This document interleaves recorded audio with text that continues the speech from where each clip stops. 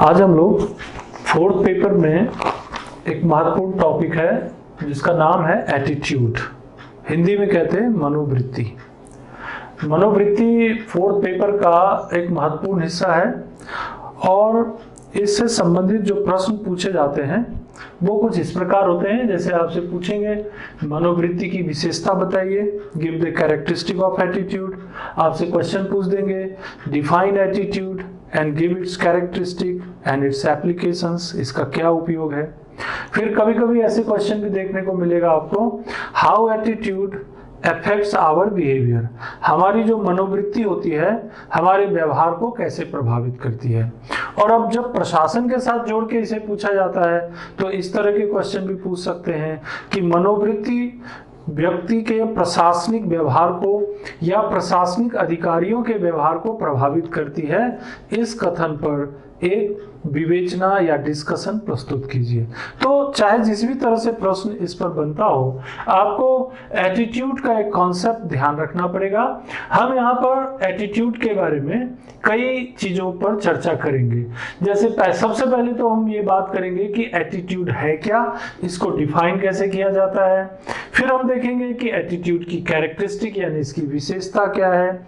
विशेषता को समझने के बाद हम ये भी ध्यान रखेंगे कि इसके मेन कंपोनेंट्स क्या हैं, यानी कि इसके घटक क्या हैं, यानी किन किन चीजों से मिलकर हमारा एटीट्यूड बनता है। और उसके बाद हम बात करेंगे एटीट्यूड के फॉर्मेशन के ऊपर, एटीट्यूड के थ्योरीज के ऊपर और प्रशासन में इसके उपयोग के ऊपर। यानी प्रशासन में एटीट्यूड किस तरह का होना चाहिए और उसकी क्या उपयोगिता है, इस पर भी हम लोग चर्चा करेंगे।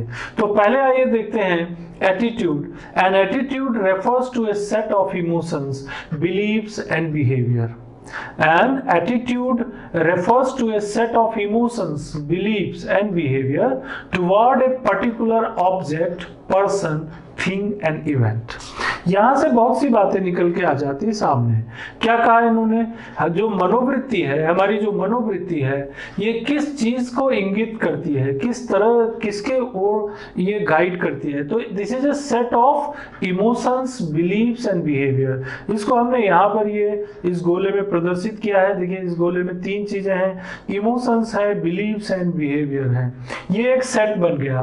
तो ये जो सेट है जिसमें तीन चीजें हैं, इमोशंस, बिलीव and behavior, ये towards a particular object, person, thing and event। ये इमोशंस, ये बिलीव्स, ये बिहेवियर किसकी ओर है, किसकी ओर इंगित करती हैं। तो ये इंगित करती हैं किसी व्यक्ति, किसी स्थान, किसी वस्तु, किसी घटना के प्रति जो व्यक्ति का इमोशन है, जो व्यक्ति का विश्वास है, जो व्यक्ति का व्यवहार है। और फिर ये जो व्यवहार होता है ये सब मिल करके व्यक्ति के एटीट्यूड को प्रभावित करता है। यानी एटीट्यूड एक सेट है इमोशंस का, बिलीव्स का, बिहेवियर का। किस चीज के प्रति, तो वस्तुओं के प्रति, व्यक्तियों के प्रति और किसी घटना के प्रति या किसी परिस्थिति के प्रति। और ये जो यहाँ पर है, ये जब इसके विस्तृत रूप से अध्ययन करेंगे तो आपको ये भी बताएंगे कि ये जो इसका जो निर्माण होता है एटीट्यूड का, वो दो तरीकों से होता है। या तो एक्सपीरियंस से होता है, व्यक्ति अपने अनुभव से मनोवृत्ति का निर्माण करता है, या फिर अपब्रिंगिंग यानी कि जन्म से ही उसे एक खास प्रकार की मनोवृत्ति का उसके अंदर समावेश होता है। तो इन दोनों तरीकों से मनोवृत्ति का निर्माण होता है। अगर एटीट्यूड में थोड़ी और चीजों को इंक्लूड किया जाए तो देखिए क्या होता है, attitudes are often the result of experience और upbringing and they can have a powerful influence over behavior, while attitudes are enduring they can also change, and they can also change। क्या कहा इन्होंने, ये कहा गया कि attitudes are the result of experience और upbringing, जिसकी चर्चा हमने इस डायग्राम में भी की है कि जो एटीट्यूड होता है या तो अनुभव से या फिर अपब्रिंगिंग यानी कि उसके जन्म से या पालन पोषण से डेवलप होता है, and can have a powerful influence over the behaviour, और इसका इम्पैक्ट व्यक्ति के व्यवहार पर भी होता है। यानी व्यक्ति का जो अनुभव है एक्सपीरियंस है, व्यक्ति की जो अपब्रिंगिंग है, उसे जिस ढंग से पाला पोसा गया है, उसका प्रभाव उसके व्यवहार पर पड़ेगा। और इसी तरह से हम ये कह सकते हैं कि व्यक्ति का जो एटीट्यूड है वो उसके व्यवहार को प्रभावित करता है। तो इसीलिए इस डायग्राम में हमने आपको दिखाया कि emotions, beliefs, behaviour developed by experience and upbringing, and these emotions, beliefs and behavior are towards the object, person, thing and event, and all these things ultimately affect the behavior of a person। किसी भी व्यक्ति के व्यवहार को प्रभावित करता है। ये जो मनोवृत्ति होती है ये सकारात्मक भी हो सकती है, पॉजिटिव, यानी किसी घटना, किसी वस्तु, किसी स्थान, किसी व्यक्ति के प्रति ये पॉजिटिव भी हो सकती है, और किसी व्यक्ति, किसी स्थान, किसी वस्तु, किसी भी चीज के प्रति ये नकारात्मक भी हो सकती है। तो जब व्यक्ति की मनोवृत्ति, when the attitude of a person is positive towards a person, towards a event, towards an object, तो उसके प्रति वो क्या करेगा? सकारात्मक व्यवहार करेगा, सकारात्मक प्रतिक्रिया करेगा। यानी उसकी वस्तु के प्रति, स्थान के प्रति, व्यक्ति के प्रति जो उसकी मनोवृत्ति सकारात्मक थी, उसके जो इमोशंस, उसके बिलीव्स जो पॉजिटिव थे, उसने उसको रिएक्शन जो उसको दिया वो फेवरेबल था, यानी उस चीज के प्रति उसका व्यवहार अनुकूल हो गया।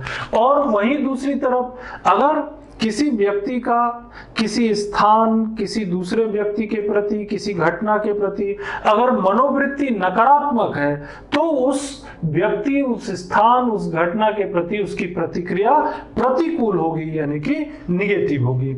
इसे हम कई एग्जाम्पल से भी देख सकते हैं। जैसे अगर हम देखें तो देखिए, जैसे भारत में ही कई गंभीर अपराधियों को मृत्यु दंड दिया जाता है। अब इसके ऊपर कई बार विवाद आपने सुना होगा।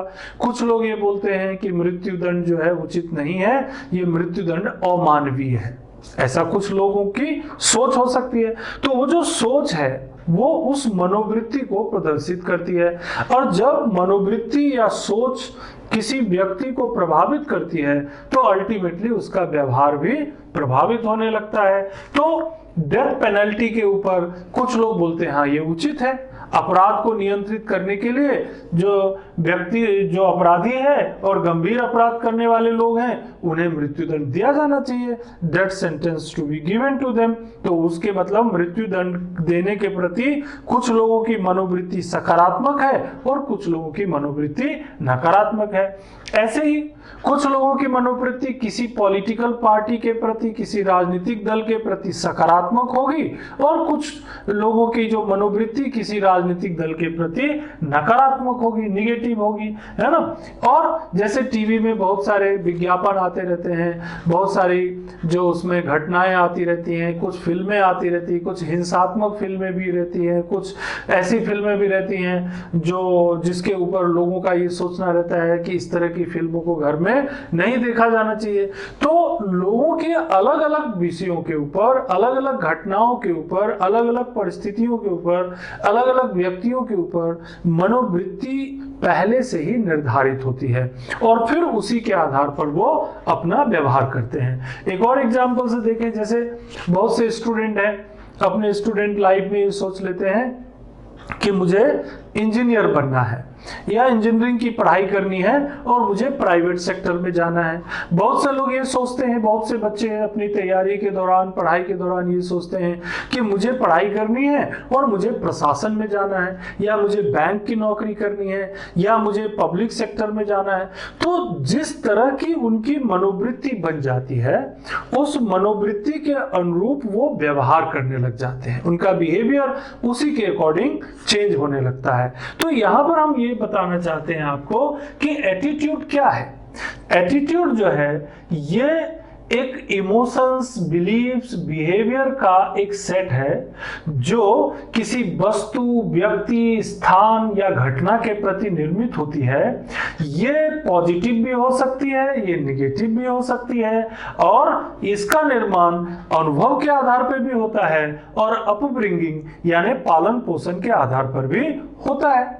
ये जो है ये विभिन्न घटनाओं के प्रति लोगों की जो मनोवृत्ति होती है वो उनके व्यवहार को भी प्रभावित करती है। इसी को यहाँ पर इस ढंग से भी व्यक्त किया गया है। मनोवृत्ति किसी व्यक्ति की मानसिक तस्वीर या प्रतिछाया है। क्या है ये? एक मेंटल फिगर है, एक इमेज है, किसी व्यक्ति की मानसिक तस्वीर या प्रतिछाया एक इमेज है जिसके आधार पर वह व्यक्ति समूह, वस्तु, परिस्थिति, घटना के प्रति अनुकूल या प्रतिकूल दृष्टिकोण या विचार को प्रकट करता है। यानी किसी व्यक्ति के मस्तिष्क में एक तस्वीर बनी हुई है, एक फिगर बना हुआ है, एक इमेज बना हुआ है। किस चीज के प्रति? किसी वस्तु के प्रति, किसी समूह के प्रति, किसी घटना के प्रति। वो उस इमेज के आधार पर, वो जैसी इमेज उसके मन में बनी हुई है उसके आधार पर वो या तो अनुकूल व्यवहार करता है या फिर प्रतिकूल व्यवहार करता है। ये चीज यहाँ पर आपको बताने का प्रयास किया गया है। जो मनोवृत्ति जिस तरह की होती है, अब चूंकि मनोवृत्ति क्या होता है? व्यक्ति के व्यवहार को प्रभावित करता है। The attitude affects the behaviour of a person, व्यक्ति के व्यवहार को प्रभावित करता है। तो जब व्यक्ति के व्यवहार को प्रभावित करेगा तो मनोवृत्ति व्यक्ति की जो शक्ति होती है, जो पावर होता है, जो कार्य करने की दिशा होती है, उसको एक निश्चित दिशा में लगा देती है। जिस तरह की मनोवृत्ति आप बना लेंगे आपका व्यवहार भी उसी दिशा में जाने लगेगा। जैसे मैंने अभी आपको एग्जाम्पल के लिए बताया, अगर आपने बचपन से ही देखा, अपने फैमिली में देखा, अपने मदर फादर को देखा, अपने और भी किसी अड़ोस पड़ोस के लोगों को देखा, या किसी स्कूल में या कॉलेज में किसी व्यक्ति के विचारों या उनकी कार्यप्रणाली से आप प्रभावित हुए, किसी टीचर के विचार से प्रभावित हुए, तो आपके अंदर एक एक्सपीरियंस के आधार पर बोले या अपब्रिंगिंग के आधार पर बोले, आपके अंदर एक मनोवृत्ति का निर्माण हो गया कि मुझे एक प्रशासनिक अधिकारी बनना है। तो आपका ये जो मनोवृत्ति है, एटीट्यूड है, ये आपके पढ़ाई के तरीके में बदलाव लाएगा, लोगों के साथ बातचीत करने में बदलाव लाएगा, इसका इम्पैक्ट आपकी पढ़ाई पर होगा और अल्टीमेटली आप प्रशासन में जाने के लिए जो प्रतिस्पर्धी, जो कॉम्पिटिटिव एग्जाम है उसमें बैठने लगेंगे। और अगर ईश्वर ने चाहा और आपकी मस्तिष्क भी अच्छा काम करता रहा और आप उस दिशा में प्रयास करते रहे तो आप एक सफल प्रशासक बन जाएंगे। तो यहां पर एक सफल प्रशासक बनने की जो घटना है, इस घटना के पीछे मनोवृत्ति के निर्माण का योगदान है। यानी उस व्यक्ति की जो मनोवृत्ति थी उसने उसके व्यवहार को प्रभावित किया। उस मनोवृत्ति के निर्माण में उसके टीचर, उसके फैमिली मेंबर, उसके माता पिता, उसके दोस्त, उसके इर्द गिर्द के लोगों का भी योगदान था और अल्टीमेटली एक रिजल्ट के रूप में वो एक प्रशासक बना। और फिर जब वो प्रशासक बना तो यहीं पर कहानी खत्म नहीं हो जाती है। उसकी जो मनोवृत्ति एक प्रशासक के रूप में काम करने की है वो वहां भी उसके काम आने वाली है। और जब वो प्रशासन में काम करेंगे तो फिर इसका इम्पैक्ट दिखेगा लोगों को मोटिवेट करने की प्रक्रिया में, लोगों को कोऑर्डिनेट करने की प्रक्रिया में, समन्वय करने की प्रक्रिया में। जब वो किसी पावर को डेलीगेट करेंगे तो उस प्रक्रिया में दिखेगी। जब वो सबऑर्डिनेट या अपने सीनियर के साथ इंटरैक्ट करेंगे तो उस समय भी उनकी ये मनोवृत्ति दिखाई पड़ेगी। क्यों? क्योंकि उनकी जो एटीट्यूड है ये प्रारंभिक समय से, इनिशियली अपने छात्र जीवन से, अपनी कार्य प्रणाली के दौरान भी उन्होंने जो एटीट्यूड डेवलप किया वो प्रशासन के अनुरूप थी और ये सफलता का कारण बन जाएगा। तो इसीलिए हम इस 4th पेपर में ये जो टॉपिक यहाँ पर हमारे पढ़ने के विषय के रूप में सामने आया, तो इससे हमें 2 बातें सीखने को मिलती है। एक तो परीक्षा के लिहाज से देखेंगे तो परीक्षा में लिखने में फायदा मिलता है, लेकिन दूसरी तरफ अगर इन विषय पर आप पढ़ते हैं तो आप एटीट्यूड का फॉर्मेशन कैसे होता है, उसका फायदा कहाँ मिलता है, किस तरीके से एटीट्यूड को आप चेंज कर सकते हैं, ये सब चीजें भी आपको सीखने को यहाँ पर मिल जाती हैं। तो मैंने जैसा आपको बताया जो मनोवृत्ति होती है ये पॉजिटिव भी हो सकती है और निगेटिव भी हो सकती है और उसका इम्पैक्ट हमारी प्रतिक्रिया यानी हम जब रिएक्ट करेंगे किसी चीज के प्रति उस पर होगा। जैसे कोई व्यक्ति मान लीजिए शराब नहीं पीता है और उस व्यक्ति को बोला जाए, क्योंकि उसके मस्तिष्क में पहले से ही क्या है, शराब के प्रति एक नकारात्मक विचारधारा है, उसकी जो मनोवृत्ति है वो ये मानकर चलती है, उसकी जो विचारधारा है कि शराब एक अच्छी चीज नहीं है और उसे नहीं पीना चाहिए। अब जब भी कोई व्यक्ति बोलेगा कि शराब पीना चाहिए, या जब भी कोई व्यक्ति उसे इस उद्देश्य से उसके ऊपर दबाव डालेगा, तो उसकी जो प्रतिक्रिया होगी वो उस चीज के प्रति यानी उस व्यक्ति के प्रति और उस वस्तु के प्रति नकारात्मक हो जाएगी। कई बार ये विवाद का कारण भी होता है। वहीं पर दूसरी तरफ देखिए, अगर कई लोग ऐसे होंगे जो शराब पीते हैं और उनको ऐसा लगता है कि शराब अच्छी चीज है, उन्होंने उसके प्रति एक सकारात्मक दृष्टिकोण बना रखा है। जब उनको बोला जाएगा तो वो अनुकूल प्रतिक्रिया देंगे, वो व्यवस्था करेंगे, हाँ हाँ ठीक है, आज देखते हैं, आज इतने बजे बैठते हैं, आज मीटिंग रखते हैं, आज फलना काम करते हैं। वो ऑटोमेटिकली उसके प्रति सकारात्मक हो जाएंगे, पॉजिटिव हो जाएंगे और उनका व्यवहार भी उसी के अनुरूप बनने लग जाएगा और उस समय से पहले ही उनकी पूरी की जो पूरी व्यवहारिक प्रक्रिया है, उनकी दिनचर्या उसके अनुरूप परिवर्तित हो जाएगी। तो मनोवृत्ति जो है ये व्यक्ति के व्यवहार पर सकारात्मक या नकारात्मक प्रभाव डालता है। फिर और देखते हैं कि इसका मतलब ये हुआ कि एटीट्यूड और बिहेवियर ये दोनों आपस में संबंधित हैं और जब ये संबंधित हैं तो इनका इम्पैक्ट अच्छा भी हो सकता है और बुरा भी हो सकता है। अच्छा कब होगा, बुरा कब होगा?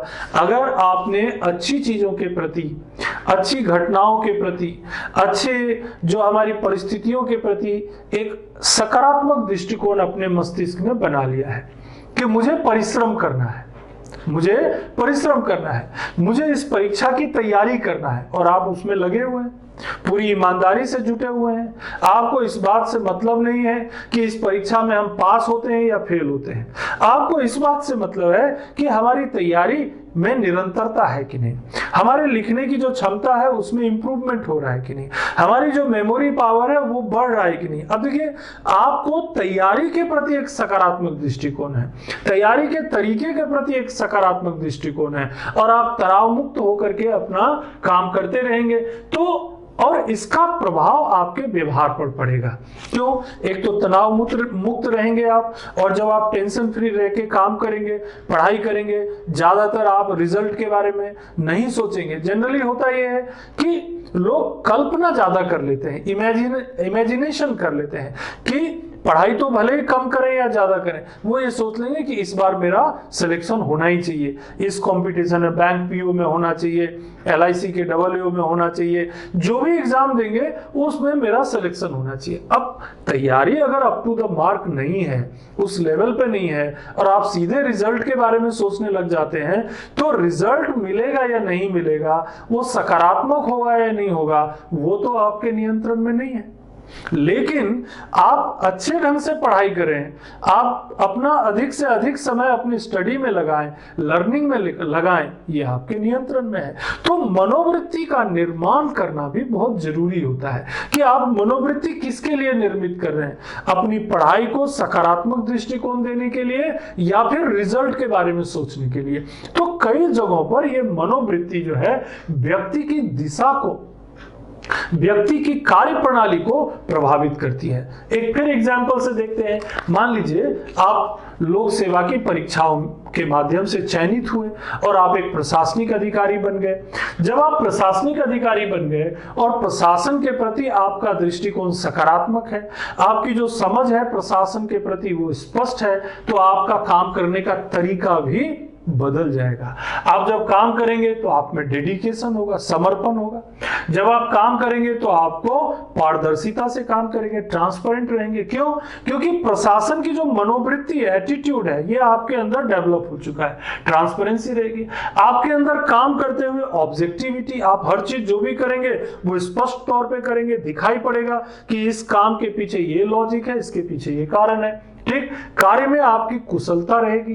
तो प्रशासन की जो जरूरत है, एडमिनिस्ट्रेशन की जो जरूरत है, उस जरूरत को पूरा करने में आपका ये एटीट्यूड, यानी जो प्रशासन में जाने और प्रशासन में काम के प्रति जो सकारात्मक आपका एटीट्यूड है, ये प्रशासनिक सफलता के लिए जरूरी होगा। वहीं दूसरी तरफ आप जनता के लिए, पब्लिक के लिए भी आप बहुत ही यूजफुल व्यक्ति होंगे और प्रशासन के लिए भी आप यूजफुल व्यक्ति होंगे, सकारात्मक व्यक्ति होंगे।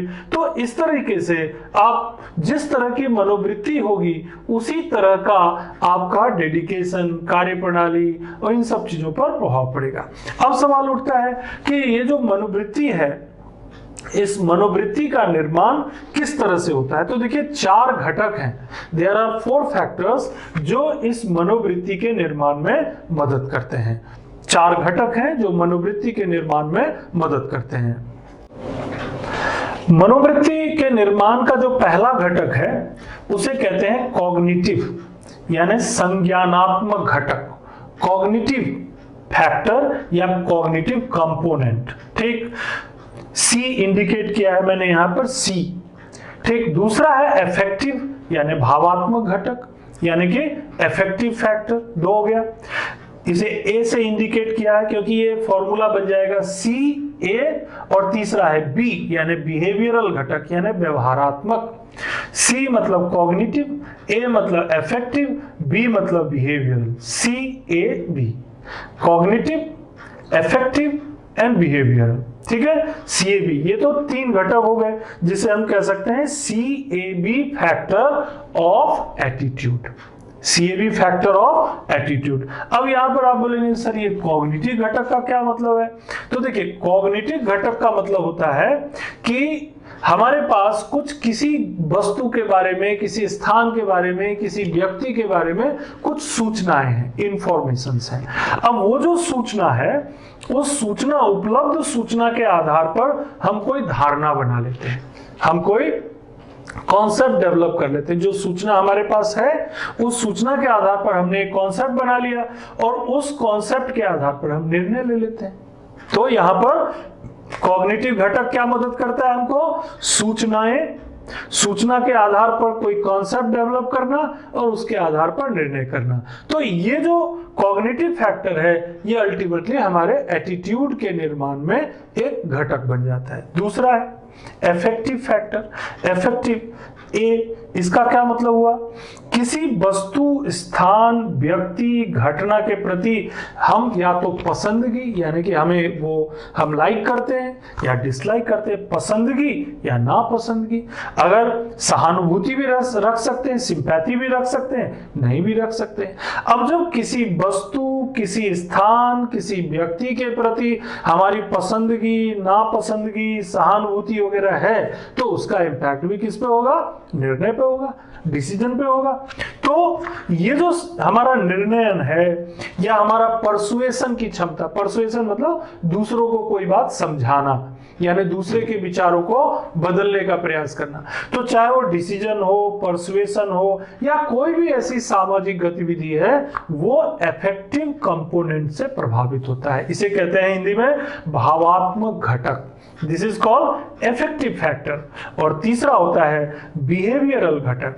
बिहेवियरल घटक का मतलब क्या हुआ कि व्यक्ति के व्यवहार पर इन चीजों का प्रभाव पड़ता है, यानी किसी वस्तु, व्यक्ति के प्रति व्यवहार या क्रिया करने की तत्परता जो है वो बिहेवियरल फैक्टर कहलाता है। तो ये 3 घटक जो हैं, ये तीनों घटक मिलकर हमारी मनोवृत्ति को प्रभावित करते हैं, एटीट्यूड को प्रभावित करते हैं। जैसे एक एग्जाम्पल के लिए यहाँ पर एक रखें कि मान लीजिए हमारे पास एक आमंत्रण आता है, एक इनविटेशन आता है कि मिस्टर एक्स आपको इतने तारीख को, यानी मान लीजिए कोई तारीख अपन ने तय कर लिया 25 तारीख को सुबह जो है 8 बजे एक योग शिविर में आना है।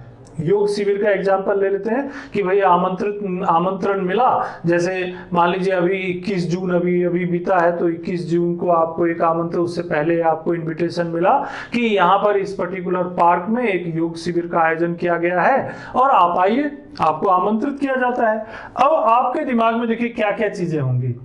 अगर पहली चीज तो ये होगी कि आप योग को पसंद करते हैं, आपको योग अच्छा लगता है, आपको योग के बारे में जानकारी है, विभिन्न प्रकार के योगों के बारे में आपको अपना एक ज्ञान है और योग में आपकी रुचि भी है और योग की जो सूचना है, जानकारी है, वो आपके पास पर्याप्त रूप से मौजूद है। तो जैसे ही आपके पास ये सूचना आएगी कि इतने तारीख को, यानी मान लीजिए कोई भी पर्टिकुलर डेट उन्होंने तय कर दिया कि इतने तारीख को योग शिविर का आयोजन है और आप आइए, तो आपके मन में एक विचार उत्पन्न होगा कि हाँ, मैं योग के बारे में जानता हूं, मेरे पास योग के बारे में सूचना भी है और इसमें मुझे जरूर जाना चाहिए। ये जो फैक्टर है, ये जो योग के बारे में आपके पास सूचना है, ये आपका कॉग्निटिव कंपोनेंट है, आपकी मनोवृत्ति का कॉग्निटिव कंपोनेंट है, यानी कि हिंदी में कहेंगे तो संज्ञानात्मक घटक। संज्ञान यानी कि ज्ञान वाला घटक, जो आपके उस विषय में ज्ञान है। अब किसी को किसी विषय के बारे में जानकारी नहीं है, ज्ञान ही नहीं है, तो उसके मन में कोई उथल पुथल ही नहीं होगा। लेकिन ज्ञान है तो उसके अकॉर्डिंग उसमें उथल पुथल होगा। तो आपके पास इसका ज्ञान है, कॉग्निटिव फैक्टर। अब क्या होगा, दूसरा जो है वो है अफेक्टिव फैक्टर। अफेक्टिव यानी भावात्मक घटक।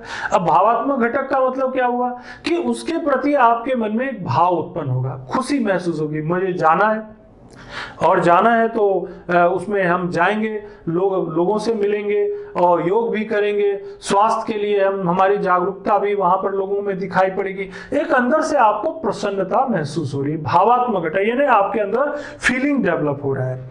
और तीसरा, अब आप क्या करेंगे, बिहेवियर घटक। अब आपको व्यवहार करना पड़ेगा, अपने आप तो जाएंगे नहीं, आप क्या करना पड़ेगा, आपको वो दिन याद रखने पड़ेंगे, समय याद रखना पड़ेगा। अगर मान लीजिए वहां से वो थोड़ी ज्यादा दूर पर है तो आपको वाहन का इस्तेमाल करना पड़ेगा और फिर वहां पर आपको पहुंचने की प्रक्रिया करनी पड़ेगी। और उसके लिए जो व्यवहारिक तौर पर जो भी जरूरत होगी, मान लीजिए मैट ले जाने की जरूरत है, या मान लीजिए उन्होंने बोला कि भाई आप अपने परिवार के साथ आइए, तो परिवार के सदस्यों को भी आप उसमें शामिल करेंगे, तो आपका व्यवहार यानी आपका बिहेवियर जो है उसके मुताबिक चेंज हो जाएगा।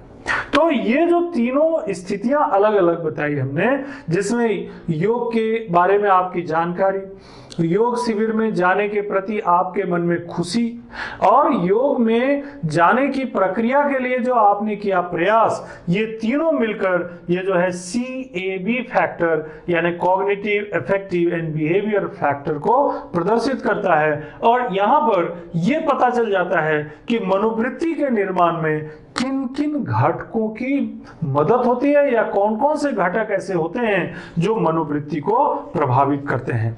तो यहाँ पर मनोवृत्ति के घटक के बारे में भी आप समझ गए, मनोवृत्ति को आपने डिफाइन भी काफी अच्छी तरह से कर दिया है, मनोवृत्ति के बारे में आपने काफी सारी चीजें यहाँ पर समझ ली। अब एक बात इसमें और समझने की जरूरत है कि इसकी कैरेक्टर, आखिर इन सब बातों से अगर हम निष्कर्ष निकालें तो मनोवृत्ति की कैरेक्टरिस्टिक क्या है। कई बार क्वेश्चन में आया है मनोवृत्ति क्या है, इसकी विशेषता बताइए। तो देखिए, ये जो सारी चीजें अभी तक हमने आपको बताई हैं, इन्हीं में से आप कैरेक्टरिस्टिक को एक्सट्रैक्ट कर सकते हैं, निकाल सकते हैं, आपको बहुत रटने की भी जरूरत नहीं पड़ेगी।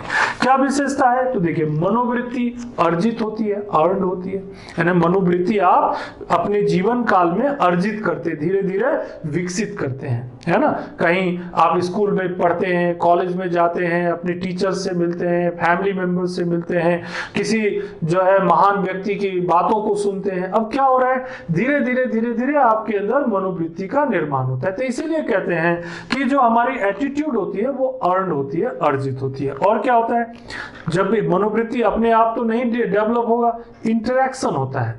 मनोवृत्ति का निर्माण इंटरेक्शन से होता है। आप इंटरेक्शन भी करते हैं, या कई बार ऐसा भी होता है आपने कोई चीज ऑब्जर्व किया, आपने देखा कि भाई मेरे जो बड़े भाई हैं वो इस तरह से काम करते हैं, मेरे पिताजी इस तरह से काम करते हैं, तो आपके अंदर क्या हो गया, उसको ऑब्जर्व करने से भी एटीट्यूड का निर्माण हो जाता है। तो ऑब्जर्वेशन से भी होता है, इंटरेक्शन से भी होता है, इस तरह से भी मनोवृत्ति का निर्माण होता है। ये भी इसकी कैरेक्टरिस्टिक होती है।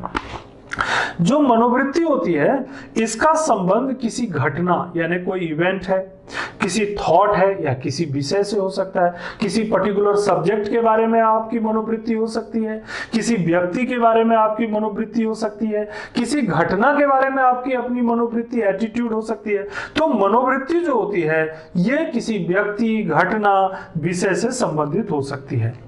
जो मनोवृत्ति होती है, उस मनोवृत्ति आपकी जो भी होगी, आपके उस पर्टिकुलर डायरेक्शन में बिहेवियर को प्रदर्शित करती है। मान लीजिए आपकी एक विषय, आपका मनोवृत्ति जो है वो पढ़ाई के प्रति सकारात्मक है, पढ़ाई के प्रति सकारात्मक है। अगर पढ़ाई के प्रति आपकी मनोवृत्ति सकारात्मक है तो आप क्या सोचेंगे? किताबें खरीदो, है ना, YouTube देखो क्या बताया गया है, आप गूगल में सर्च करेंगे, आप नोट्स बनाएंगे, आप उन दोस्तों से मिलेंगे जो पढ़ाई लिखाई से संबंधित होते हैं। अब आपका एटीट्यूड जो खेल के प्रति समर्पित है, आपका मनोवृत्ति जो है खेल के प्रति बहुत ज्यादा आपका जो डिवोशन है, तो आपकी एटीट्यूड उसी अनुरूप हो जाएगी। आप उन लोगों को ढूंढेंगे जो खेलने में रुचि रखते हैं, आप ग्राउंड देखेंगे कि कहां पर खेला जा सकता है, आप ये देखेंगे कि कौन सा खेल मुझे पसंद है। अब उसी के अनुरूप आपका व्यवहार तय हो जाएगा। तो मनोवृत्ति जो है हमारे विशेष व्यवहार को भी प्रेरित करती है, ये भी बात भी ध्यान रखना है। मनोवृत्ति पसंद, नापसंद, स्वीकृति और विरोध के रूप में सामने आता है। अगर मान लीजिए कोई व्यक्ति शराब नहीं पीता है और शराब पीने के लिए मजबूर किया जाएगा तो विरोध करेगा। कोई व्यक्ति गुटखा नहीं खाता है और गुटखा को खाने के लिए उसे बोला जाएगा, उसका विरोध करेगा। कोई व्यक्ति जो है किसी चीज को नापसंद करता है, डिसलाइक करता है कि चलो चलो ये बहुत अच्छा व्यक्ति है और उससे मिलते हैं, लेकिन वो जो व्यक्ति है जिसको ऐसा बोला जा रहा है, जिससे मिलने के लिए, वो उसे नापसंद करता है उस व्यक्ति को, तो उसकी मनोवृत्ति उस व्यक्ति के प्रति सकारात्मक नहीं है, वो मिलने से कतराएगा।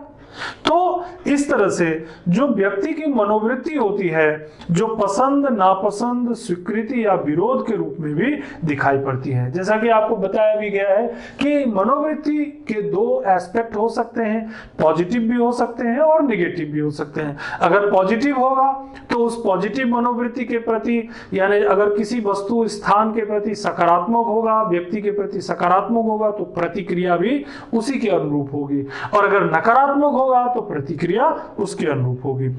मनोवृत्ति दोनों चीजें होती, स्थायी भी हो सकती और अस्थायी, क्योंकि मनोवृत्ति को बदला भी जा सकता है।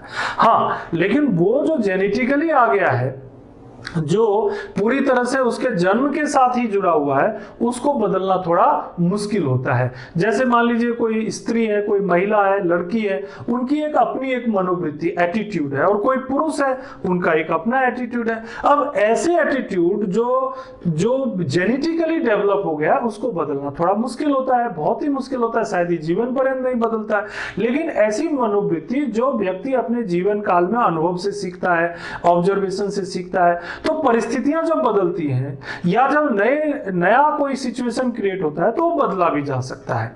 जब रेफरेंस ग्रुप बदलता है, संदर्भ समूह बदलता है, तो मनोवृत्ति बदली भी जा सकती है, और इसी के आधार पर मनोवृत्ति में परिवर्तन हो जाता है। तो व्यक्ति के व्यवहार को निर्देशित करने में, व्यक्ति को आशावादी या निराशावादी यानी ऑप्टिमिस्टिक या पेसिमिस्टिक बनाने में, इन सब जगहों पर हमारी जो मनोवृत्ति है इसका इम्पैक्ट आता है। जैसे मैंने अभी एक जिक्र किया कि रेफरेंस ग्रुप जब बदलता है, जैसे मान लीजिए हमने ये तय किया अभी कि हमें प्राइवेट सेक्टर में जाना है।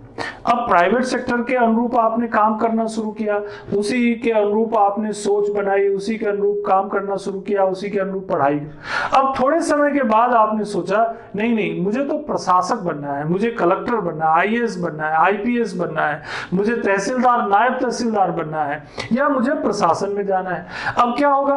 अब आपका रेफरेंस ग्रुप बदल गया, यानी संदर्भ समूह, आप जिस क्षेत्र में जाना चाहते हैं वो बदल गया। अब जब संदर्भ समूह बदल गया, रेफरेंस ग्रुप बदल गया, तो उसी के अनुरूप क्या हो जाएगा? एटीट्यूड भी बदल जाएगा। तो ये भी एक कैरेक्टरिस्टिक है कि हमारी जो मनोवृत्ति होती है वो रेफरेंस ग्रुप के बदलने से, संदर्भ समूह के बदलने से भी बदल सकता है। मनोवृत्ति जो होती है वो चेतन रूप से यानी जानबूझकर भी डेवलप होती है, और अचेतन रूप से यानी कि अनकॉन्शियसली भी डेवलप हो जाती है, आपको पता ही नहीं, और अपने अंदर एक मनोवृत्ति विकसित हो गई। और कभी कभी ऐसा भी होता है कि जानबूझ करके आपको वो एटीट्यूड डेवलप कराया जाता है। जैसे आप एक लोक सेवा आयोग की परीक्षा में मान लो यूपीएससी दिया आपने, या एमपीपीएससी दिया, बिहार पीएससी दिया, या राजस्थान पीएससी, कोई भी पीएससी एग्जाम में आप सेलेक्ट हो गए। अब आप ट्रेनिंग में गए, ट्रेनिंग के दौरान मान लीजिए आप डिप्टी कलेक्टर हैं या डीएसपी हैं, या मान लीजिए आप आईएएस हैं, आईपीएस हैं। अब आपकी ट्रेनिंग क्या होगी? आईएएस की ट्रेनिंग है तो उसके अनुरूप आपका एटीट्यूड मनोवृत्ति डेवलप होगा।